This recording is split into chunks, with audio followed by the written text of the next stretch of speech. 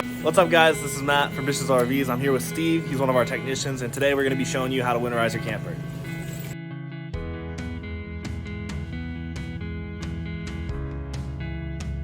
There are two ways to winterize your camper. There's one using the antifreeze, that's what we do here at BISH'S, and then there's also one where you use an air compressor.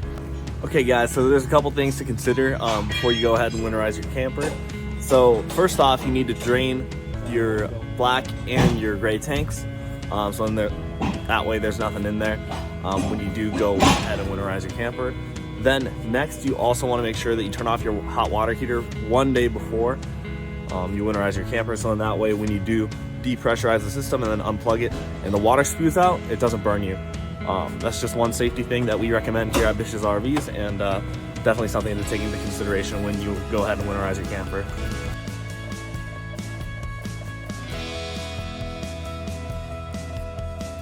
So right now we're about to drain the hot water heater.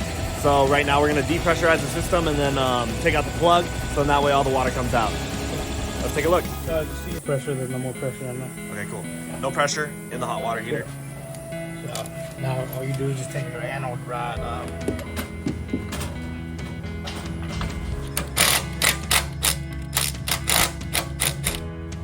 So that's a 1 1/16 socket, right? Exactly. And then that's just the anode rod, so in that way it'll prevent corrosion. If you want the water to come out faster, then you can open this and it'll shoot out. Okay, that's kind of cool. So as you can see, we did not turn off the hot water heater. So that way we could just prep and deliver this unit faster, and we could show the customer that their hot water does work. So if this is the case and you did forget, just make sure that you are careful and step back when you do drain the hot water heater. So yeah.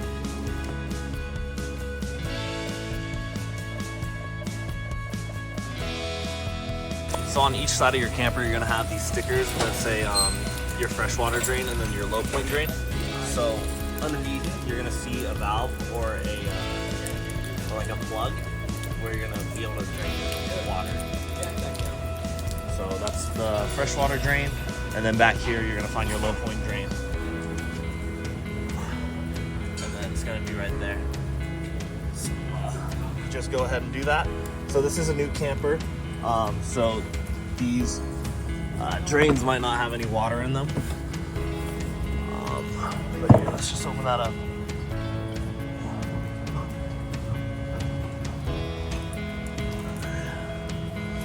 Cool, so there's that. There's one. There's two. Cool. So now those are draining, and then we'll just wait for those to drain, and then we'll be able to winterize our camper. Alright, so we're about 10 minutes later, and as you can see, the fresh water drain is slowly starting to drain and drop. So once this is done, we're just going to close that back up and then be on our merry way.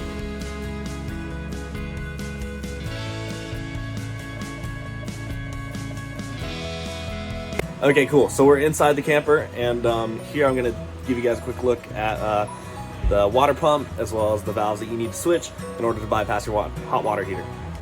So right now we're in a 250 BH Della Terra, and right now I'm showing you the hot water heater. So it is underneath the bunks. One way you can tell that your hot water heater is being bypassed is when your valves are not facing the hot water heater. So when your valves are facing the hot water heater, that's allowing water and antifreeze to go inside your camper. So as you can see, the valves are turned away from the hot water heater. So in that way, we are bypassing the system. Additionally, you're gonna wanna make sure when you are winterizing your camper that this valve is turned towards the antifreeze. So in that way, it'll suck up all of the antifreeze.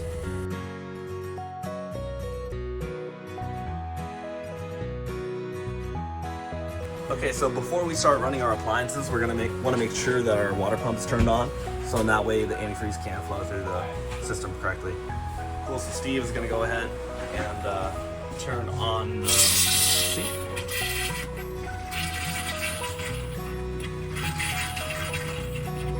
You can hear the water pump. There we go. you're gonna want to do both sides as well.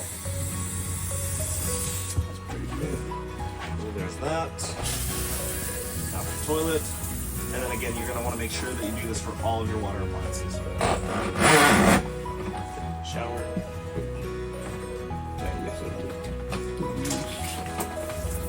And then if camper does have an outdoor shower, you're gonna want to make sure you do that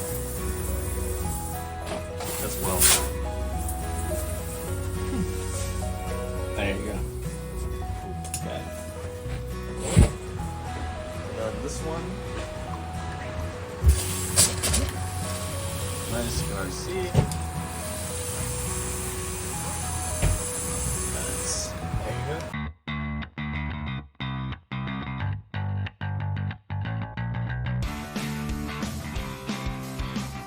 So once we're done on the inside, then we're gonna wanna make sure that all of our low point drains are plugged up again, so in that way your camper doesn't drain all the antifreeze that you just put in.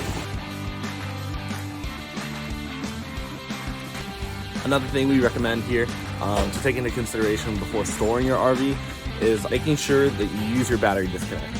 A lot of times people will forget that their batteries are still charging their vehicle even when not in use.